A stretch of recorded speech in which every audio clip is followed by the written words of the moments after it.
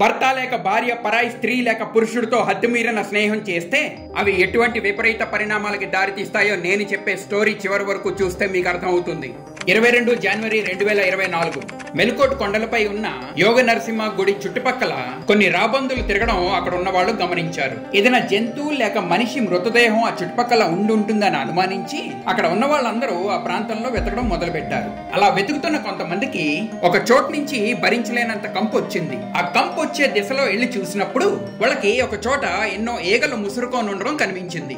అక్కడ తవ్వి చూసినప్పుడు వాళ్ళకు ఒక మహిళ మృతదేహం దొరికింది. అయితే అక్కడ ఉన్న వాళ్ళలో ఒక వ్యక్తి ఆమె వేసుకున్న బట్టల్ని చూసి అది దీపిక మృతదేహాన్ని గుర్తుపట్టాడు. అసలు ఈ దీపిక ఎవరు, ఆమె హత్యకి ఎందుకు గురైంది, ఆమెని హత్య చేసింది ఎవరు, ఇంకా ఆమె వేసుకున్న బట్టల్ని చూసి ఆమె మృతదేహాన్ని గుర్తుపట్టిన ఆ వ్యక్తి ఎవరు, ఇవన్నీ ఈ వీడియోలో ముందు నేను మీకు చెప్తాను. కాబట్టి ఈ వీడియోని చివరి వరకు చూసి లైక్ చేసి షేర్ చేసి ఛానల్ కి ఒకవేళ మీరు కొత్త అయితే దయచేసి సబ్స్క్రైబ్ చేసుకోవాలని నా మనవి. ఈ స్టోరీ మొదలయ్యేది కర్ణాటకలో ఉన్న మాండ్య జిల్లాకి చెందిన మాణిక్యనహళ్లి అనే ఊరు నుండి. ఈ ఊర్లో దీపిక అని 28 ఏళ్ల ఒక మహిళ ఉండేది. ఆమె భర్త పేరు లోకేష్. వీళ్ళకి 8 ఏళ్ల కొడుకున్నాడు. దీపిక మాండ్యాలో ఉన్న ఒక స్కూల్లో టీచర్ గా పనిచేసేది. ఇదే కాకుండా దీపిక రీల్స్ చేసి ఇన్స్టాగ్రామ్ లో తరచుగా పోస్ట్ చేసేది. దానివల్ల ఆమె ఉండే ఏరియాలో ఆమెకు మంచి పేరే కాకుండా ఎంతో మంది ఫ్యాన్స్ కూడా ఉండేవారు. దీపిక ఇంటి నుంచి ఆమె పని చేసే స్కూల్ 40 కిలోమీటర్లు. అందుకే బస్ స్టాండ్ లో బండి పెట్టి ఆమె రోజు బస్ లో స్కూల్ కి వెళ్లేది. భర్త లోకేష్ ఇంకా కొడుకుతో దీపిక ఎంతో సంతోషకరమైన జీవితం గడిపేది. అయితే 2024 జనవరి 20 తారీఖుని రోజులాగే దీపిక స్కూల్ కి బయలుదేరింది. కానీ సాయంత్రం స్కూల్ అయిపోయిన తర్వాత కూడా దీపిక ఆ రోజు ఇంటికి చేరలేదు. రోజు వచ్చే సమయంలో దీపిక ఇంటికి రాలేదు కాబట్టి ఆందోళన చెందిన భర్త లోకేష్ ఆమెకు ఫోన్ చేశాడు. కానీ ఆమె ఫోన్ స్విచ్ ఆఫ్ చేయబడింది. దాంతో లోకేష్ స్కూల్ కి ఫోన్ చేశాడు. అయితే దీపిక మధ్యాహ్నమే స్కూల్ వదిలి వెళ్ళిపోయిందని లోకేష్ తో స్కూల్ వాళ్ళు చెప్పారు. దాంతో లోకేష్ ఇంకా ఆందోళన చెంది స్నేహితులు ఇంకా బంధువులకి ఫోన్ చేసి దీపిక గురించి ఎంక్వైరీ చేశాడు. అయితే దీపిక వాళ్ళ దగ్గరికి రాలేదని ఇంకా ఫోన్ కూడా చేయలేదని వాళ్ళంతా లోకేష్ కి చెప్పారు. అయితే దీపిక తనకి చెప్పకుండా ఎక్కడికి వెళ్లేదు కాదు కాబట్టి లోకేష్ దీపిక పట్ల భయాందోళన చెంది పోలీస్ కంప్లైంట్ ఇచ్చాడు. కంప్లైంట్ తీసుకున్న పోలీసులు దీపికాని వెతకడం మొదలు పెట్టారు. అయితే ఆ సాయంత్రమే పోలీసులకి మేల్కోటే కొండకి ఆనుకొని ఉన్న రోడ్డు సైడ్ ని దీపిక స్కూటీ దొరికింది. స్కూటీ దొరికిన చోట ఎంత వెతికినప్పటికీ పోలీసులకి దీపిక దొరకలేదు. ఈ విధంగా 2 రోజులు గడిచింది. అయితే స్కూటర్ దొరికినప్పటికీ దీపిక ఆచూకీ దొరకలేదు కాబట్టి పోలీసులు దీపికాని సరిగ్గా వెతకట్లేదు అనుకొని లోకేష్ ఇంకా ఆయనతో ఉన్నవాళ్లు దీపిక స్కూటర్ దొరికిన చుట్టుపక్కల వెతకడం మొదలు పెట్టారు. ఇలాగ వెతుకుతూ ఉన్నప్పుడే ఈ వీడియోలో మొదట మీకు నేను చెప్పినట్టు ఒక చోట రాబందులు తిరగడం వాళ్ళకి కనిపించింది. ఆ చోటుకి వెళ్ళినప్పుడు వాళ్ళకి భరించలేనంత కంపు రావడం వల్ల వాళ్ళు పోలీసులకి ఫోన్ చేసి ఈ విషయం చెప్పారు. పోలీసులు అక్కడ తవ్వినప్పుడు వాళ్ళకి ఒక మహిళ మృతదేహం దొరికింది. అయితే ఆమె వేసుకున్న బట్టల్ని చూసి అక్కడే ఉన్న లోకేష్ అది తన భార్య దీపిక మృతదేహం అని గట్టిగా ఏడుస్తూ చెప్పాడు. నిజానికి దీపిక ముఖం గుర్తుపట్టలేని స్థితిలో ఉంది. కానీ ఆ రోజు ఆమె స్కూల్ కి వేసుకున్న బట్టల్ని గుర్తుపట్టి అది దీపిక మృతదేహం అని లోకేష్ నిర్ధారించాడు. తదుపరి దర్యాప్తు కొరకు పోలీసులు బాడీని పోస్ట్ మార్టం పంపించారు. అయితే జనం అంతా కలిసి దీపికాని వెతుకుతారని కానీ లేక జనానికి దీపిక ఆచూకీ దొరుకుతుందన్న విషయం కానీ పోలీసులు ఎక్స్పెక్ట్ చేయలేదు. అదే విధంగా ఈ వార్త ఇంత తొందరగా వైరల్ అవుతుందన్న విషయం కూడా పోలీసులు ఎక్స్పెక్ట్ చేయలేదు. ఇన్స్టాగ్రామ్ లో బాగా యాక్టివ్ గా ఉండే దీపిక హత్యకి గురైందన్న వార్త జిల్లాలోనే కాకుండా రాష్ట్రం మొత్తం వైరల్ అయింది. సోషల్ మీడియాలోనే కాకుండా లోకల్ న్యూస్ ఛానల్లో కూడా ఈ వార్తని చూపించారు. అయితే పోలీసులకి అన్ని వైపుల నుంచి ఒత్తిడి పడడం వల్ల ఈ కేసుకి హై ప్రయారిటీ ఇచ్చి దర్యాప్తు మొదలు పెట్టారు. మొట్టమొదట భర్త అయిన లోకేష్ ని పోలీసులు అనుమానించి ఆయనని కస్టడీలోకి తీసుకొని ఇంట్రోగేషన్ మొదలు పెట్టారు. అయితే లోకేష్ మీద ఏ ఆధారం పోలీసులకి దొరకలేదు. కానీ లోకేష్ చెప్పిన కొన్ని విషయాలు బట్టి పోలీసులకి క్లూ దొరికింది. ఘటన జరిగిన రోజు 22 ఏళ్ల నితేష్ అనే కుర్రాడు దీపికాకి ఫోన్ చేశాడని లోకేష్ పోలీసులకి చెప్పాడు. అయితే ఈ స్టోరీలో సడన్ గా ఎంట్రీ ఇచ్చిన నితేష్ ఎవరో మీకు నేను చెప్తాను. మొదట్లో మీకు నేను చెప్పినట్టు దీపిక టీచరే కాకుండా ఇన్స్టాగ్రామ్ ఇన్ఫ్లుయెన్సర్ కూడా. దీపిక పెట్టే ప్రతి ఒక్క ఇన్స్టా రీల్ కి లక్షల్లో వ్యూస్ ఇంకా లైక్స్ వచ్చేవి. ఆమెకి ఇన్స్టాగ్రామ్ లో చాలా మంది ఫాలోవర్స్ ఉన్నారు. వాళ్ళల్లోనే అయిన ఒక ఫాలోవర్ నితేష్. అయితే నితేష్ అదే ప్రాంతానికి చెందినవాడు కాబట్టి దీపికకి పరిచయస్తుడు కూడా. అయితే నితేష్ ఆమె కంట 6 ఏళ్లు చిన్నవాడు కాబట్టి దీపిక ఆయనని తమ్ముడుగా భావించేది. అయితే నితేష్ కూడా దీపికని అక్క అని పిలిచేవాడు. వీళ్ళ పరిచయం హాయ్ హలో స్థాయి నుంచి తరచుగా ఒకళ్ళింటికి ఒకళ్ళు వెళ్లే స్థాయికి వీళ్ళ స్నేహం ఎదిగింది. దీపికాని నితేష్ అక్క అని పిలిచినప్పటికీ ఆయనకి ఆమె పట్ల వేరే అభిప్రాయాలు ఉండేవి. దీపిక రీల్స్ ని నితేష్ ఎడిట్ చేసేవాడు. దాని గురించే వాళ్ళిద్దరూ తరచుగా కలుసుకునేవారు. ఆ క్రమంలో 2 ఏళ్ల వ్యవధిలో వాళ్ళిద్దరూ క్లోజ్ ఫ్రెండ్స్ గా మారారు. అయితే నితేష్ దీపికాని తరచుగా కలవడం ఇంకా ఆయన ఇంటికి రావడం లోకేష్ కి నచ్చేది కాదు. ఇదే కాకుండా దీపిక నితేష్ తో క్లోజ్ గా మాట్లాడడం కూడా లోకేష్ జీర్ణించుకోలేకపోయేవాడు.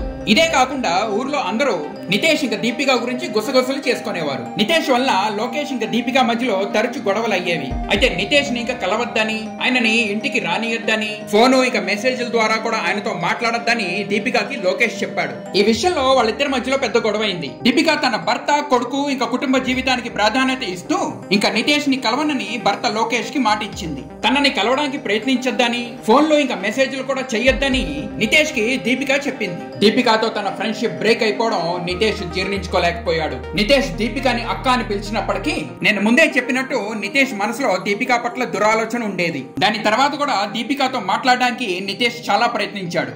లోకేష్ చెప్పిన ఈ విషయాలన్నీ పోలీసులు విని ఇంకా ఆలస్యం చేయకుండా నితేష్ ని అరెస్ట్ చేయడానికి వాళ్ళ ఇంటికి వెళ్లారు. కానీ నితేష్ ఇంట్లోనే కాకుండా ఆ ఊర్లో కూడా ఎక్కడా లేడు. నితేష్ కి పోలీసులు ఫోన్ చేసినప్పుడు ఆయన ఫోన్ స్విచ్ ఆఫ్ చేయబడి ఉంది కాబట్టి పోలీసులకి ఆయన మీద అనుమానం ఇంకా పెరిగి ఆ ఫోన్ నెంబర్ ని ట్రాకింగ్ లో పెట్టారు. కొంతసేపు తర్వాత నితేష్ ఫోన్ ఆన్ అయినప్పుడు ఆయన కర్ణాటకలో ఉన్న విజయనగర్ జిల్లాకి చెందిన హాస్పిటల్ లో ఉన్నట్టు పోలీసులు తెలుసుకున్నారు. పోలీసులు వెంటనే హాస్పిటల్ కి వెళ్లి నితేష్ ని అరెస్ట్ చేసి మాణిక్యనహళ్లి పోలీస్ స్టేషన్ కి తీసుకొచ్చి ఇంట్రాగేషన్ మొదలు పెట్టారు.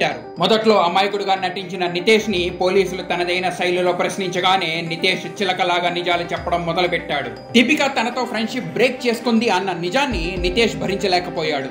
ఎలాగైనా దీపికతో స్నేహ సంబంధం కొనసాగించడానికి నితేష్ చాలా ప్రయత్నించాడు. నితేష్ ఎన్నిసార్లు ఫోన్ చేసినా దీపిక రెస్పాండ్ అవ్వలేదు. దీపిక నితేష్ నెంబర్ ని బ్లాక్ చేయలేదు కాబట్టి మళ్ళీ వాళ్ళ స్నేహ సంబంధం మొదలవుతుందనే ఆశ నితేష్ కి ఉండేది. అందుకే రోజు తను దీపికకి మెసేజ్లు ఇంకా ఫోన్స్ చేసేవాడు. దీపిక నితేష్ ఫ్రెండ్షిప్ బ్రేక్ అయిన 15 రోజులకి అంటే జనవరి 20 తారీఖుని నితేష్ పుట్టినరోజు. రోజులాగే ఆ రోజు పొద్దున కూడా దీపికకి నితేష్ ఫోన్ చేశాడు. కానీ దీపిక ఆయన ఫోన్ కాల్స్ కి రెస్పాండ్ అవ్వలేదు. ఈ రోజు నా పుట్టినరోజు కాబట్టి నీతో మాట్లాడాలని ఉందని నితేష్ దీపికకి మెసేజ్ పెట్టాడు. ఆ మెసేజ్ చూసిన దీపిక మొదట్లో ఇగ్నోర్ చేసినప్పటికీ కొంతసేపు తర్వాత పుట్టినరోజు శుభాకాంక్షలు నితేష్ కి మెసేజ్ ద్వారా పంపించింది. అయితే తనతో మాట్లాడాలని ఉంది కాబట్టి ఫోన్ చేసినప్పుడు దయచేసి ఆన్సర్ చేయాలని నితేష్ మెసేజ్ పెట్టి కొంతసేపు తర్వాత దీపికకి ఫోన్ చేశాడు. ఈ మాట దీపిక ఆ ఫోన్ ని ఆన్సర్ చేసి నితేష్ తో మాట్లాడింది. కిందటి సంవత్సరం ఇదే రోజు నువ్వు నాతో కలిసి ఉన్నావని, ఎంతో ఆనందమైన క్షణాలు ఇద్దరం గడిపేవని నితేష్ ఫోన్ లో మాట్లాడేటప్పుడు దీపికకి గుర్తు చేశాడు. క్రిందటి సంవత్సరం లాగే ఈ సంవత్సరం కూడా తనని కలవాలని నితేష్ దీపికని బలవంతపరిచాడు. అయితే నిన్ను ఎప్పటికీ కలవనని నా భర్తకి మాట ఇచ్చానని దీపిక నితేష్ కి చెప్పింది. ఈ ఒక్కసారికి నువ్వు నన్ను కలిస్తే జీవితంలో మళ్ళీ నేను నిన్ను చూడను, నా ముఖం కూడా నువ్వు మళ్ళీ చూడవు అని నితేష్ దీపికతో చెప్పాడు. ఇది విన్న దీపిక వాళ్ళ మధ్యలో ఉన్న ఫ్రెండ్షిప్ ని పూర్తిగా బ్రేక్ చేసే సరైన అవకాశం ఇదే అని భావించి దీపిక ఆ రోజు స్కూల్ అయిపోయిన తర్వాత మెలుకోటే కొండపై ఉన్న యోగ నరసింహ గుళ్ళో నితేష్ ని కలవడానికి వెళ్ళింది. కొంతసేపు దీపిక నితేష్ మాట్లాడుకున్న తర్వాత వాళ్ళ ఇద్దరి మధ్యలో వాదన మొదలైంది. ఆ వాదనలోనే నితేష్ దీపిక జుట్టు పట్టుకొని 2-3 సార్లు కొట్టాడు. ఇదంతా అక్కడ ఉన్న వాళ్ళు చూడటమే కాకుండా అందులో ఒకడు జరిగిందంతా వీడియో తీశారు. అయితే అందరూ మనల్నే చూస్తున్నారు కాబట్టి మనం వేరే చోటికి వెళ్లి మాట్లాడుకుందామని నితేష్ దీపికని ఒప్పించాడు. ఎవరు లేని చోటికి వీళ్ళిద్దరూ చేరుకున్న తర్వాత నితేష్ దీపికతో తనతో మాట్లాడాలని ఇంకా స్నేహం కొనసాగించాలని నితేష్ దీపికని బతిమాలుకున్నాడు. తనకి తన భర్త, కొడుకు ఇంక కుటుంబ జీవితమే ముఖ్యం అని, ఇంకెప్పుడు నిన్ను కలవను, ఇంకా ఫోన్ లో మాట్లాడను అని దీపిక నితేష్ కి గుడ్ బై చెప్పి వెనక్కి తిరిగి నడుస్తున్న సమయంలో నితేష్ దీపిక చున్నీ పట్టుకొని వెనక్కి లాగి అదే చున్నీని ఆమె గొంతుకేసి గట్టిగా చుట్టాడు. ఊపిరి అందని దీపిక ఎంత గిలగిలా కొట్టుకున్నా నితేష్ ఆమెని వదిలిపెట్టలేదు. కొంతసేపు తర్వాత ఊపిరి అందని దీపిక చనిపోయింది. అయితే చనిపోయిన తర్వాత నితేష్ కి దీపిక మీద ఇంకా కసి తీరక ఒక పెద్ద రాయితో ఆమె ముఖం మీద కొట్టి గుర్తుపట్టలేని విధంగా తయారు చేశాడు. ఆ తర్వాత ఒక 2 అడుగులు గొయ్య తవ్వి దీపికాని అందులో పాతి పెట్టాడు. తర్వాత ఆయన ఫోన్ తీసుకొని ఒక వాయిస్ మెసేజ్ రికార్డ్ చేశాడు. డాడీ, నేను చేయకూడని ఒక ఘోరమైన నేరం చేశాను కాబట్టి ఈ ఊరు వదిలి వెళ్ళిపోతున్నాను. ఇంకా నా గురించి ఎవరు వెతకద్దు, ఇంకా నన్ను క్షమించండి, మీరంతా జాగ్రత్త అని రికార్డ్ చేసిన ఈ వాయిస్ మెసేజ్ ని నితేష్ వాళ్ళ నాన్నకి పంపించాడు. ఆ తర్వాత ఆయనది ఇంకా దీపిక మొబైల్స్ ని ఆఫ్ చేసి ఊరు వదిలి పారిపోయాడు. ఇదంతా నితేష్ పోలీసులకి చెప్పి తన చేసిన నేరాన్ని ఒప్పుకున్నాడు. అయితే తన మాట వినకపోతే దీపికాని హతమార్చాలని నితేష్ ముందే ప్లాన్ చేసినట్టు తెలుస్తోంది. ఈ కేసులో నితేష్ కి వ్యతిరేకంగా ఏ రుజువులు, ఆధారాలు లేవు కాబట్టి నితేష్ ఇంకా దీపిక వాదించుకున్న టైంలో తీసిన వీడియో ఇప్పుడు ఈ కేసుకి కీలకంగా మారింది.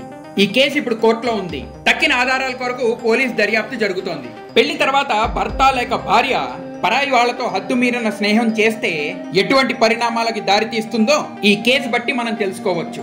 విషభరిత స్నేహం నుంచి దూరం ఉండండి. సర్వే జన సుఖినో భవంతు. మరొక సెన్సేషనల్ కేసు వీడియోతో మీ ముందుకు వస్తాను. అంతవరకు సెలవు. జై హింద్, జై భారత్.